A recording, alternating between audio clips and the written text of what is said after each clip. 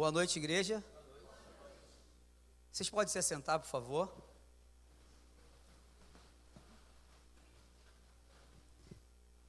Deixa eu só arrumar aqui, rapidinho.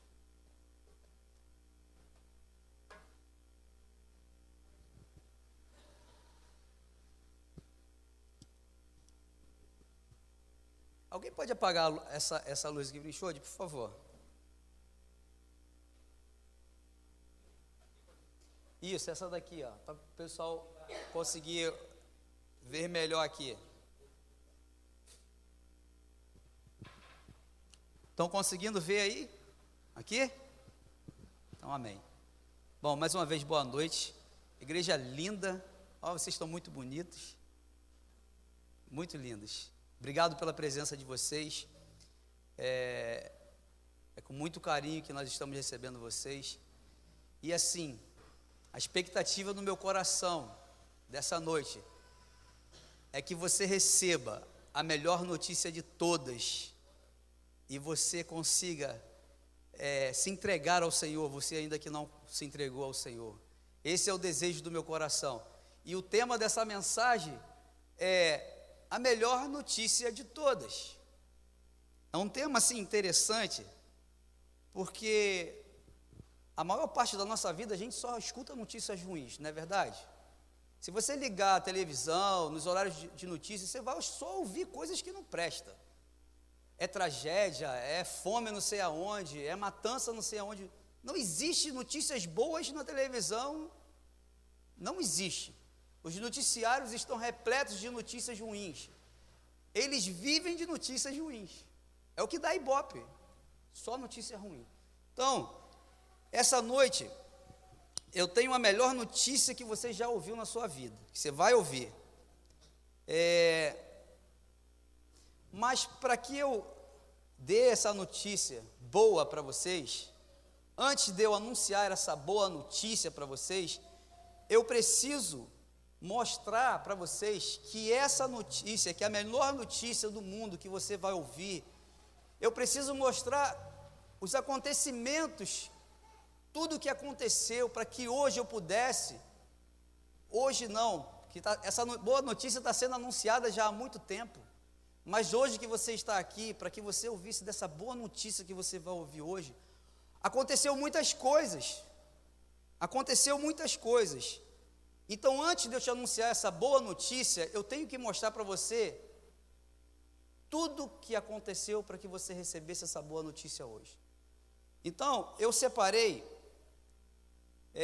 entre várias, eu vou falar da crucificação de Cristo, entre várias crueldades que Cristo sofreu, desde o momento que ele começa a caminhar até a cruz, houve várias crueldades. A gente podia enumerar várias aqui, mas eu separei três. A primeira e a segunda crueldade é ele pendurado na cruz. E a terceira é cometida até hoje, essa crueldade contra Cristo. Então você primeiro vai ouvir que crueldade é essa, para depois eu te anunciar a boa notícia. Amém? Então, para você que não trouxe Bíblia, não se preocupe, eu vou colocar aqui o texto na tela aqui, para você poder acompanhar a leitura comigo. Amém? Então, o bispo já orou. Está conseguindo todo mundo ver aí direitinho? Então, João 19, nós vamos ler do versículo 28 ao versículo 34. Então, a palavra de Deus diz assim: mais tarde, sabendo então que tudo estava concluído, para que as escrituras se cumprissem, Jesus disse: tenho sede. Estava ali uma vasilha cheia de vinagre. Então embeberam uma esponja nela, colocaram a esponja na ponta de um caniço de isopo e a ergueram até os lábios de Jesus. Tendo-o provado, Jesus disse: está consumado. Com isso, curvou a cabeça e entregou o Espírito. Esse era o dia da preparação, e o dia seguinte seria o sábado, especialmente sagrado. Por não quererem que os corpos permanecessem na cruz durante o sábado, os judeus pediram a Pilatos que ordenassem que lhes quebrassem as pernas e os corpos fossem retirados. Vieram então os soldados e quebraram as pernas do primeiro homem que fora crucificado com Jesus, e em seguida as do outro. Mas quando chegaram a Jesus, percebendo que já estava morto, não lhe quebraram as pernas. Em vez disso, um dos soldados perfurou o lado de Jesus com uma lança, e logo saiu sangue e água.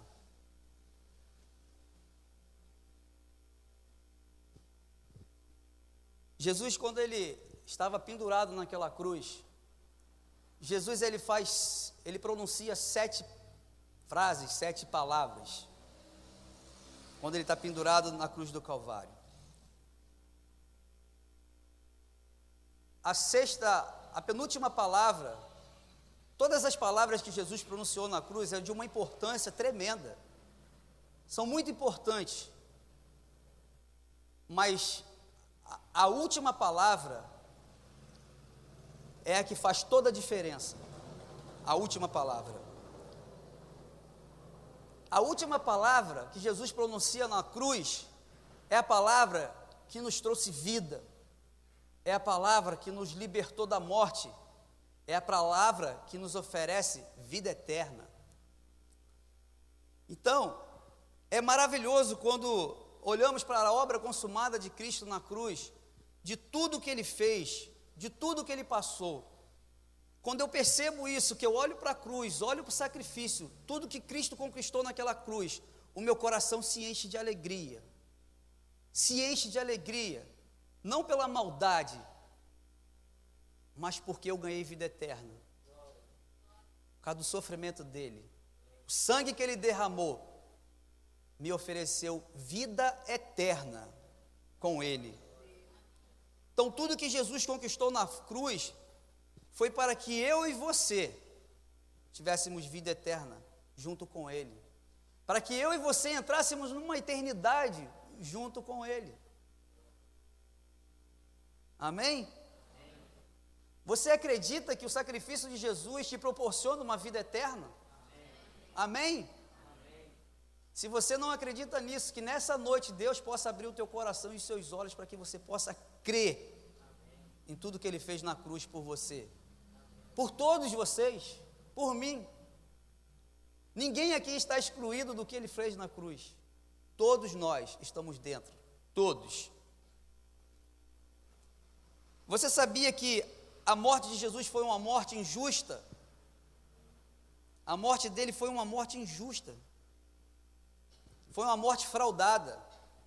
Jesus não era um condenado que teria que morrer daquela maneira. Eles não poderiam matar Jesus. Mas a gente sabe por que Jesus morreu. Porque era necessário para se cumprir a palavra de Deus e para que a gente pudesse ter vida. Amém? Será que nós temos noção de tudo que Jesus fez na cruz? Será que nós temos noção disso? Será que nós temos noção do amor que Deus tem por cada um de nós?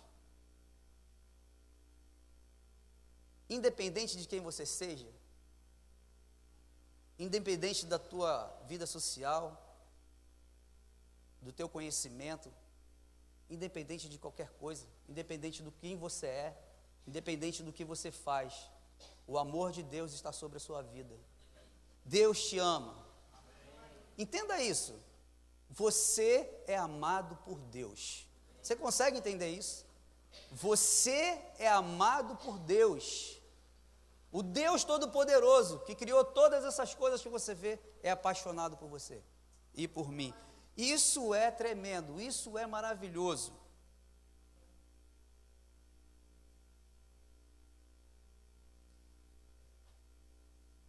Cristo, ele sofreu muitas crueldades, muitas. Então eu quero mostrar para você agora do primeiro dos 3 que eu destaquei, ato de crueldade contra Cristo.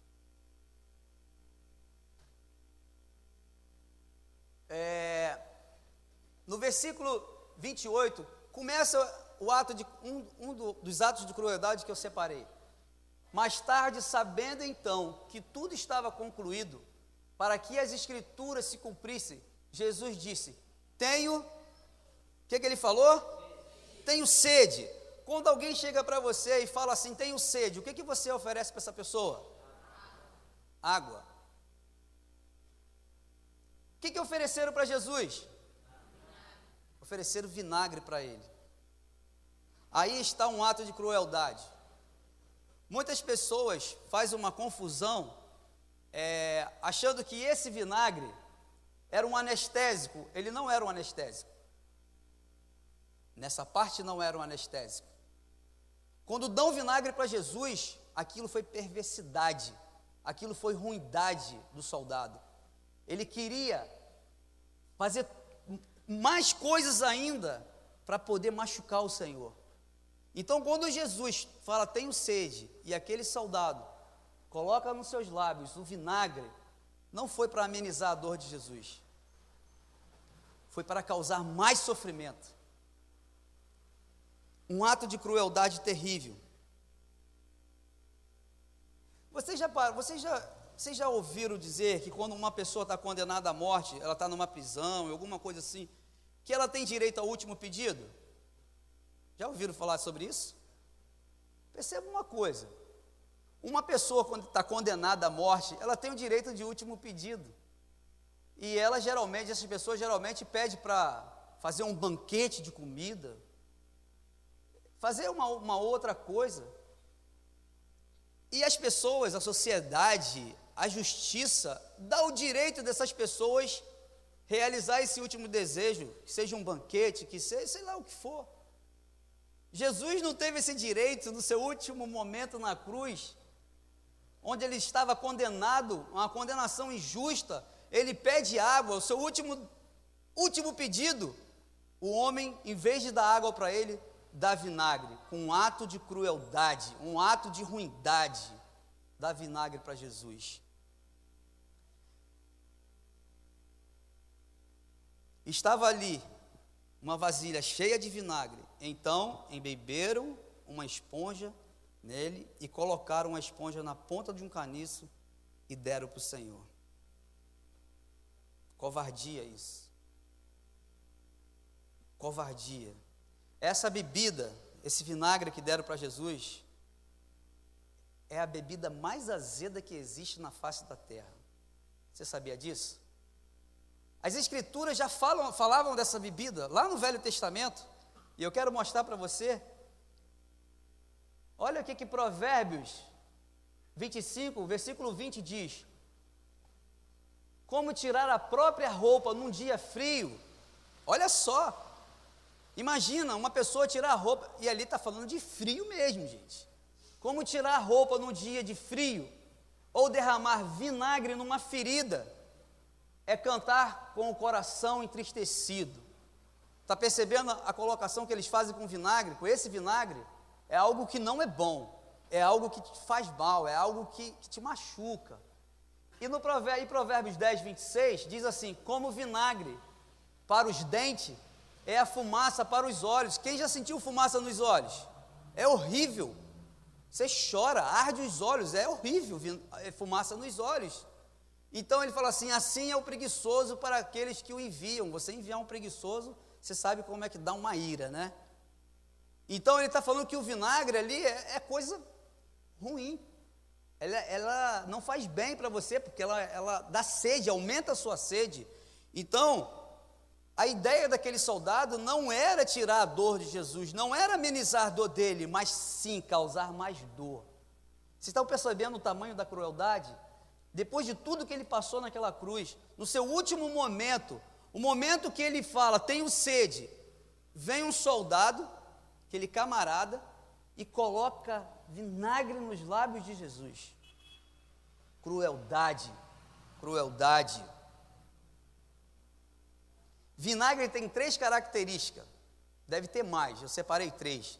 Ele é um condimento aquoso, rico em ácido acético, quem faz química aí sabe, resultante da fermentação do vinho e de outras bebidas alcoólicas. ácido acético, coisa azeda. Imagine você com sede, colocar algo azedo na sua boca. Você vai sentir o quê? Você vai sentir mais sede ainda. Não é isso? Então, ao invés de darem água para aliviar a sede de Jesus, deram vinagre para ele. Coisa horrível, ruim, perversa, maldade do homem. Maldade do homem. Mas é interessante, quando eu falei que algumas confundem esse vinagre, falando que esse vinagre que Jesus, quando fala, tenho sede, que o soldado teve um ato de caridade e colocou o vinagre na boca de Jesus para que ele fosse anestesiado, para que ele não sentisse mais dor. Isso não é verdade. Não é verdade. Eu vou te mostrar. Perceba que na cruz Jesus ele experimentou o vinagre quando colocaram. Assim que colocam o vinagre na boca dele e experimenta, ele diz: está consumado, e entrega o Espírito a Deus. Então, aonde está esse vinagre então, esse vinagre que tem o anestésico, aonde que está? Está em Mateus 27, 32, que na minha tradução não fala nem vinagre, fala de vinho. Ao saírem, encontraram um homem de Cirene, chamado Simão, e o forçaram a carregar a cruz. Chegaram a um lugar chamado Gólgota, que quer dizer lugar da caveira, e lhe deram para beber vinho misturado com fel, mas depois de prová-lo, recusou-se a beber. Percebe? Esse aí é um vinho com algumas traduções falam mirra, com fel. Esse é um vinho anestésico. Mas por que Jesus recusou tomar um vinho anestésico que podia tirar a dor dele? Que podia aliviar aquele sofrimento dele? Por quê? Por quê? Será por que ele rejeitou algo que poderia diminuir um pouco a sua dor? Por que ele fez isso? Por que ele recusou? Por que ele não bebeu? Por que ele rejeitou esse vinagre? Jesus não tomou esse anestésico, sabe por quê? Porque ele queria sofrer conscientemente pelos nossos pecados. Ele não toma o anestésico porque ele queria ir para aquela cruz consciente dos nossos pecados. Percebe o quanto ele sofreu por você e por mim? Quanta crueldade. Quanta crueldade.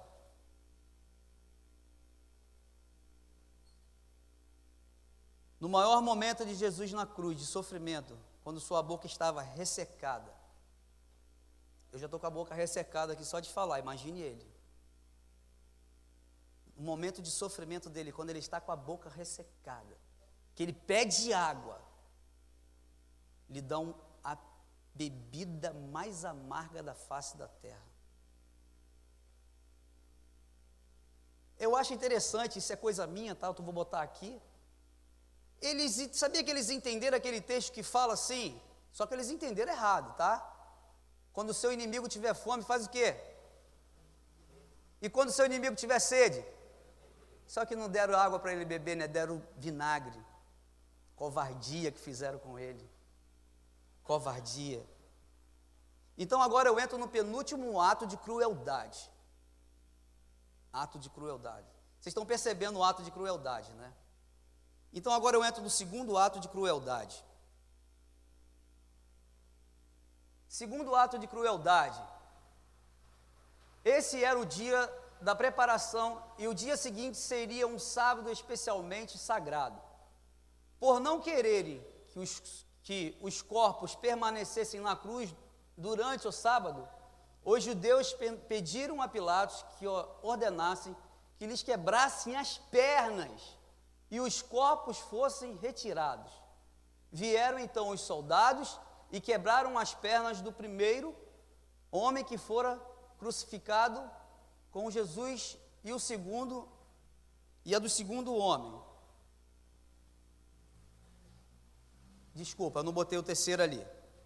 Mas aí, quando ele chega ali, o que eles fazem? Eles vão lá, e o texto diz que, percebendo que Cristo já estava morto, o que eles fizeram? O que aquele soldado fez? Ele pegou a lança e furou o lado de Jesus. Quando ele fura o lado de Jesus, na mesma hora derrama sangue e água. Mas aonde está o ato de crueldade nisso, se Jesus já estava morto? E é interessante que a lei, está lá em Deuteronômio 21, versículo 22 e 23. A lei dizia o seguinte: se um homem condenado à morte for pendurado no madeiro, e morrer ali no madeiro, ele não pode passar a noite pendurado. Tem que retirar o corpo e enterrar logo, para não contaminar a terra. E todo homem que for pendurado no madeiro, ele é o quê? Ele é maldito. Gente, Deus o fez maldito. Jesus se fez maldito por nós. Tem noção disso? Ele se fez maldito por mim e você. Jesus foi pendurado no madeiro. Só quem era pendurado na madeira, numa cruz, eram as piores pessoas que existiam no meio da sociedade. Jesus é pendurado. E lá em Deuteronômio diz que aquele que é pendurado no madeiro é maldito. Jesus se fez maldito por mim e por você. Tem noção disso? Ele se fez maldito. Sabe para quê? Para tirar a maldição que estava sobre nós. Ele se fez maldito para nos livrar da maldição, para nos livrar da ira de Deus. Ele se fez maldito para que a gente pudesse ter vida eterna com Ele, ser livre da condenação. Ele se fez maldito no meu lugar e no seu lugar. Cristo se fez maldito. Jesus, ele assumiu a nossa maldição. Ele assumiu isso. Isso é libertador. Eu saber que um Deus Todo-Poderoso assume algo que era meu, que ia me destruir. Ele assume e ele se torna maldito. Em Gálatas 3,13 diz o seguinte: Cristo nos redimiu da maldição da lei, quando se tornou maldito em nosso lugar, pois está escrito: maldito todo aquele que for pendurado no madeiro.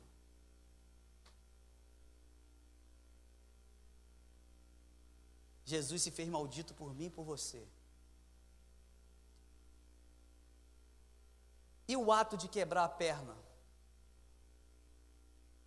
Quando os soldados romanos ali tinham que quebrar a perna de alguém que estava pendurado na cruz, aquilo acelerava a morte. E eles sentiam o maior prazer em fazer isso. Imagina você ter prazer em quebrar a perna de alguém para esse alguém morrer logo.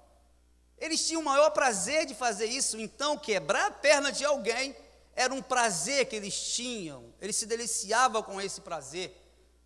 Só que quando eles chegam diante da cruz, diante de Jesus, eles quebram a perna dos dois homens que estavam junto com Jesus. Mas quando eles chegam, Jesus já estava morto. E eles não puderam quebrar a perna de Jesus. Esse prazer, ele não teve esse prazer de quebrar a perna de Jesus.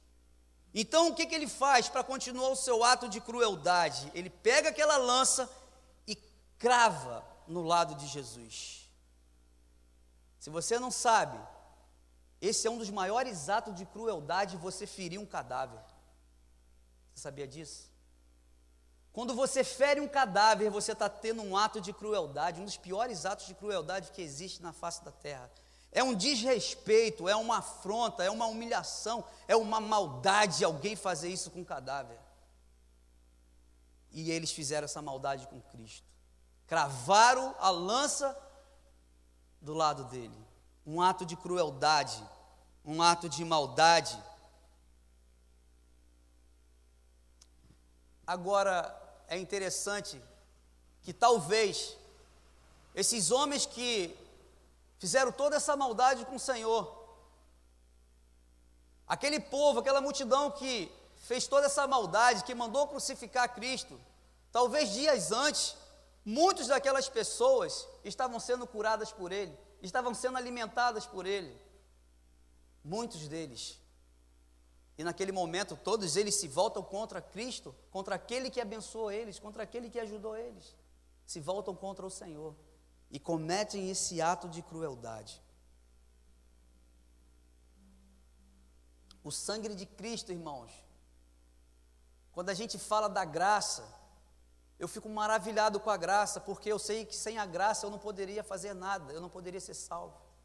Mas pessoas banalizam a graça. O sangue de Cristo foi derramado, a graça não custa nada para a gente, é de graça, mas para ele custou o sangue dele. Todo esse sofrimento, toda essa maldade que fizeram com ele, foi para que a graça chegasse até você, para que a graça chegasse até a mim. Então hoje, o sangue dele foi derramado para que eu e você pudéssemos nos apossar dessa graça maravilhosa que Cristo nos dá. O sangue dele não foi barato. Quem banaliza a graça está banalizando o sangue de Cristo, não entendeu nada, está banalizando o sangue de Cristo. A graça é Jesus Cristo. A graça é Jesus Cristo. A graça não é uma filosofia, a graça não é uma religião, a graça não é uma doutrina, porque a graça é Jesus Cristo, é Ele. Então o sangue dele não foi barato para ele, para a gente foi, que a gente não fez nada para isso, nós não fizemos nada, mas a graça dele nos alcançou, porque ele um dia derramou o seu sangue na cruz, por mim e por você. Seu sangue custou muito caro. Agora, diante de toda essa maldade que eu passei para vocês, que a gente sabe, a gente conhece de cor muitas coisas dessas maldades, eu quero perguntar uma coisa para você pensar. Quem foi que matou Jesus? Quem matou Jesus? Foram os romanos? Foi Pilatos? Foi Herodes? Foi a multidão que mandou crucifique esse homem? Quem matou Jesus? Quem matou Jesus? Sabe quem matou Jesus? Primeiro eu vou apontar para mim. Eu matei Jesus. Você matou Jesus. Você matou Jesus. Você matou Jesus. Todos que estão aqui mataram Jesus. Nós matamos Jesus. Ah, irmão, eu não estava lá. Isso é mentira sua. Eu não estava lá. Eu não poderia ter feito isso. Nós matamos Jesus. Nós matamos Jesus.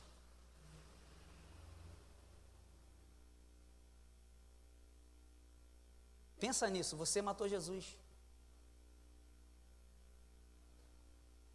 Sabe por quê? Porque se não fosse por nossa causa, a cruz não existiria. Para pensar nisso. A cruz, ela é conhecida antes da fundação do mundo. Eu e você matamos Jesus, por isso a cruz existe. Por isso Jesus passou pela cruz.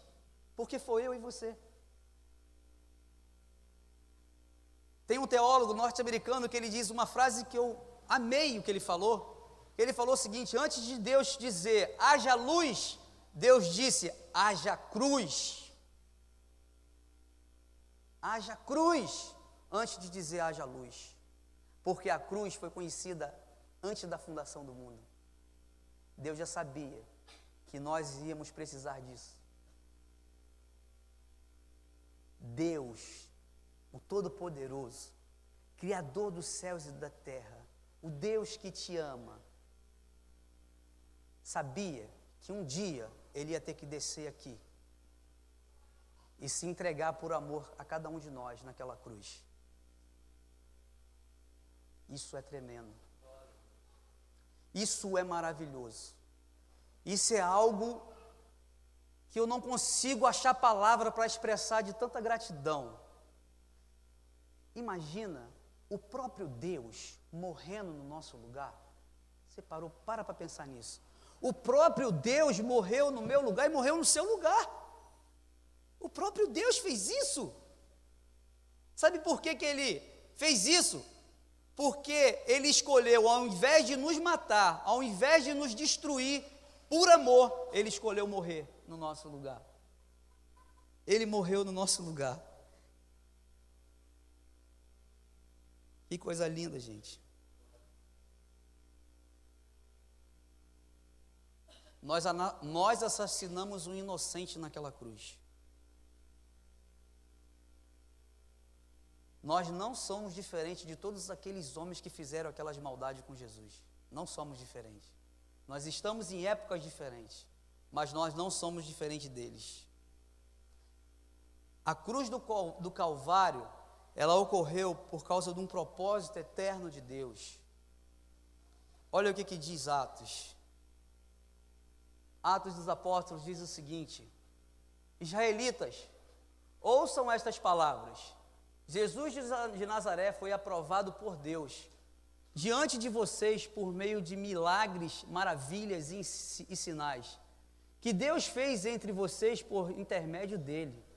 Como vocês mesmos sabem, este homem lhes foi entregue por propósito determinado e pré-conhecimento de Deus. E vocês, com a ajuda de homens perversos, o mataram pregando uma cruz. Nós matamos Jesus.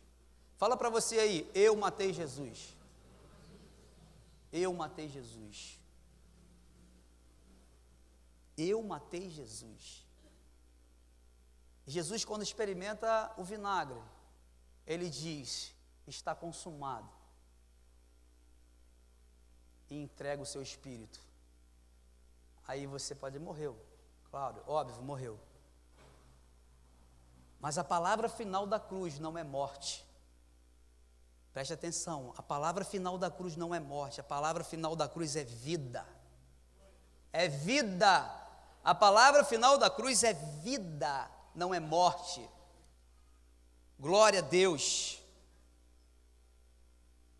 Você sabia que Deus já te aceitou antes da fundação do mundo? Você sabia disso? Olha o que Deus quer falar para a gente nessa noite. Estão conseguindo enxergar aí? Entenda uma coisa, Deus já nos aceitou antes da fundação do mundo. Diga para você mesmo, Deus já me aceitou antes da fundação do mundo. Com amor eterno eu te amei. Você não existia e eu te amava. Você existia antes da fundação do mundo? Seus pais nem sonhavam em fazer vocês, nem o meu. Como eu já era aceito antes da fundação do mundo? É lindo. Com amor eterno eu te amei. Você não existia e eu te amava. Eu te chamei à existência, te amando. Suportei toda a sua rebeldia por amor e morri para te dar a mão e continuar dizendo que eu te amo. Vou ler de novo e ouve Deus falando no seu ouvido. Com amor eterno eu te amei. Você não existia e eu te amava. Eu te chamei à existência te amando. Suportei toda a sua rebeldia por amor e morri para te dar a mão e continuar dizendo que eu te amo. Glória a Deus. Glória a Deus. Você acredita que Deus te ama? Acredita mesmo? Porque você tem que acreditar nisso, que Deus te ama, porque isso é verdade, é verdade, é verdade, é verdade verdadeira. Deus te ama.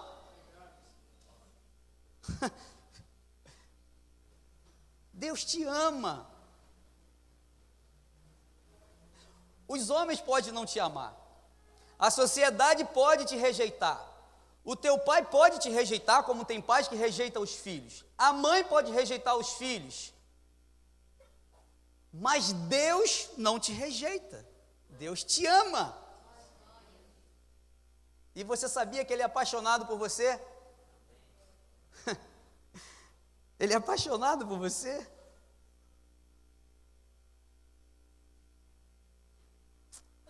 E agora eu fecho com a última crueldade que o ser humano pode continuar fazendo contra o Filho de Deus. E o desejo do meu coração é que ninguém aqui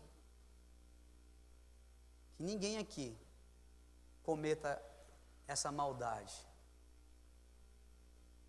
Se você está cometendo essa maldade porque você não tem consciência do que você está fazendo, que nessa noite você tome consciência disso. Tome consciência disso.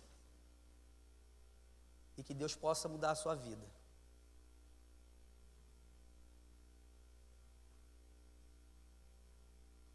A terceira crueldade que a gente continua fazendo, que muitos continuam fazendo contra Cristo.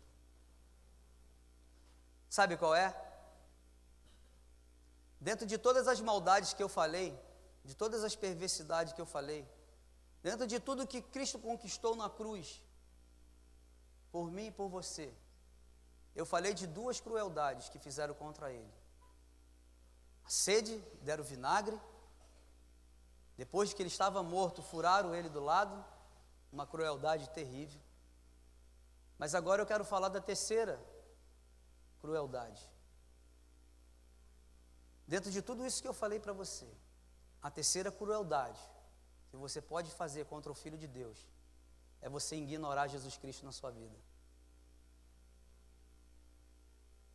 É você entender tudo isso que eu falei e ignorar Cristo na sua vida. Essa é a pior maldade que um ser humano pode fazer contra o Filho de Deus. Você saber que Ele derramou o seu sangue por você. Você saber de toda a crueldade e assim mesmo você rejeitá-lo. Assim mesmo você falar, eu entendo tudo isso que você falou, mas eu não quero Jesus. Eu não quero Jesus. Essa é a maior crueldade que um ser humano pode fazer contra Cristo. Porque Ele está dizendo que tudo que Cristo fez na cruz não adiantou de nada para a vida dele. Que nessa noite, se você estiver cometendo essa maldade, de repente você está cometendo inocente, eu quero acreditar que seja inocente, que Deus possa mudar o seu coração, e você entender que você é amado por Ele, que você não pode continuar nessa vida maltratando Cristo. Você não pode continuar fazendo isso, porque Ele morreu na cruz por você.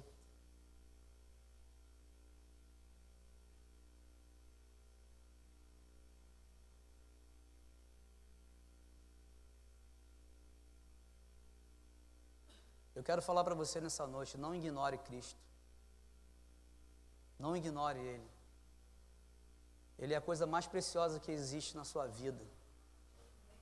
Não ignore Cristo. Porque se você continuar ignorando Cristo, eu tenho que dizer para você que você vai pagar muito caro. Muito caro. Porque se há um pecado que não tem perdão, se há um pecado que não tem perdão, é você ignorar Cristo. Enquanto você ignorar Ele, você está condenado, sabe para quê? Para o fogo eterno. Enquanto você ignorar Cristo, você está debaixo da maldição de Deus, que um dia vai vir. Então hoje, enquanto há vida, você tem a oportunidade de mudar a sua vida em Cristo Jesus. Você tem a oportunidade de falar para Ele, Senhor, eu não quero mais de hoje em diante ignorar o Senhor. Eu não sei como fazer isso, mas eu estou aqui, eu quero o Senhor, eu preciso do Senhor. Diante de tudo que foi dito aí pelo irmão, de tudo que ele falou, de toda a maldade que fizeram contra o Senhor, e eu não tinha conhecimento disso, mas agora eu tenho conhecimento disso. Senhor, eu não quero permanecer mais desse jeito, eu quero mudar a minha vida, eu quero o Senhor para a minha vida, eu não quero uma religião, eu quero o Senhor, é o Senhor, eu quero o Senhor. Cristo não é uma religião para você seguir, querido. Cristo não é uma religião.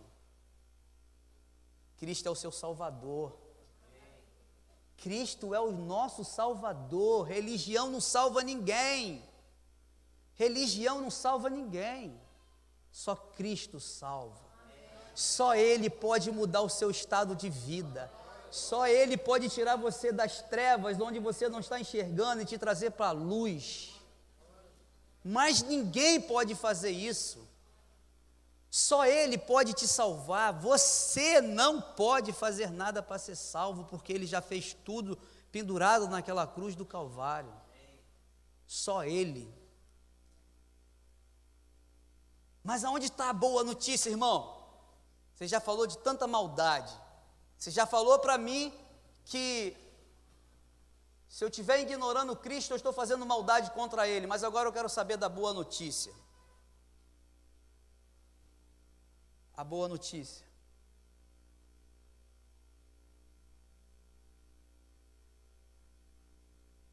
A melhor notícia de todas: está consumado.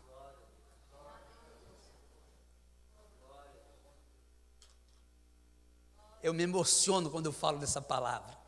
Está consumado. Cristo pendurado naquela cruz. Tenho sede. Dá um vinagre para Ele. Ele sabe que tudo está pronto. Ele atingiu o alvo dele. Ele atingiu o propósito para o qual ele veio. E Ele diz: está consumado. Está tudo pronto para vocês serem salvos. Está tudo pronto, não tem mais maldição sobre a vida de vocês. Eu levei tudo em mim. Todo o seu pecado foi cravado em mim. Toda a sua iniquidade foi cravada em mim. Está consumado. Você não precisa fazer mais nada, porque você não consegue fazer nada. Eu fiz tudo por você. Vocês não têm mais dívida nenhuma. Dívida nenhuma. Eu não tenho mais dívida nenhuma com Deus, porque Cristo pagou todas as minhas dívidas. Está consumado, está tudo pago. Tudo. Os seus pecados estão perdoados. Você entende isso? Todo o sacrifício que Ele fez na cruz, toda aquela maldade que Ele sofreu, foi para chegar agora para você e dizer: querido, vem para mim, porque você não precisa fazer nada, vem para mim. Fora de mim não tem vida, fora de mim é morte. Em mim você encontra vida, em mim você encontra sentido para viver, em mim você tem vida. Fora de mim você está morto, você está vegetando. Fora de mim você está vegetando. Vem para mim, vem para mim. Essa é a melhor notícia que a gente pode ter ouvido em todas as nossas vidas. Todas as notícias boas que você ouviu, nenhuma é melhor do que essa. Está consumado, está pronto. O Deus Todo-Poderoso morreu na cruz por mim e por você e pagou todas as nossas dívidas. Tem noção do que é isso? Todas as nossas dívidas. E o que eu tenho que fazer agora, Paulinho, para poder receber essa palavra de consumado? Como que é isso? Simples demais. Simples demais. Vem para Jesus. Como que eu faço isso? Se é tão simples assim, como que eu posso fazer isso? Senhor, eu quero receber o Senhor, não sei como, mas eu quero te receber. A partir de hoje eu quero morar na eternidade com o Senhor. É simples assim. É você crer que Jesus Cristo é o Filho de Deus e confessar Ele, crer com o seu coração e confessar Ele com os seus lábios. Sinceridade, tem dificuldade nisso? Deus já está falando para você, basta só você falar assim: Senhor, eu quero, mais nada. A maior dificuldade Ele já fez. Nós não poderíamos fazer o que Ele fez. Nós não conseguiríamos, e Ele já fez. O que você tem que fazer? Vim para Ele. Ele é o único caminho. Ele é o único que pode mudar o seu estado de vida. Quem entendeu, levanta a mão. Nossa, glória a Deus. Toda a igreja entendeu. toda a igreja entendeu que Cristo é o nosso Salvador. Toda a igreja entendeu, todos que estão aqui entenderam que a salvação é só por Ele. Todo mundo aqui entendeu que está consumado, que eu não devo mais nada, eu só preciso ir a Ele agora, para que Ele cuide de mim. Todo mundo entendeu isso, lindo. Se você entendeu isso, foi porque o Espírito Santo falou aí no teu ouvido. É isso mesmo, filho. É isso mesmo. Então agora eu quero perguntar para você o seguinte. Primeiro eu quero falar para você o seguinte, olha, aceite essa oportunidade de vida que Deus está te dando. Aceite essa oportunidade de vida. Não fica aí preocupado com o que você vai ter que fazer depois.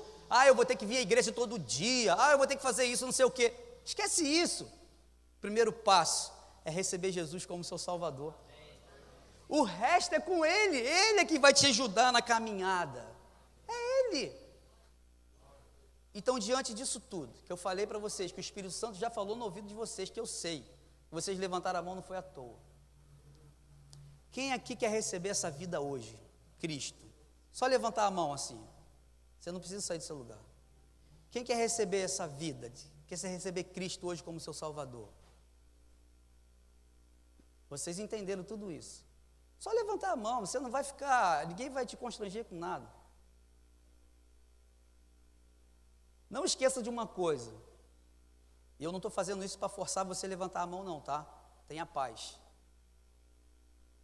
A maior maldade que um ser humano pode atribuir ao Filho de Deus é rejeitar o sacrifício dele na cruz.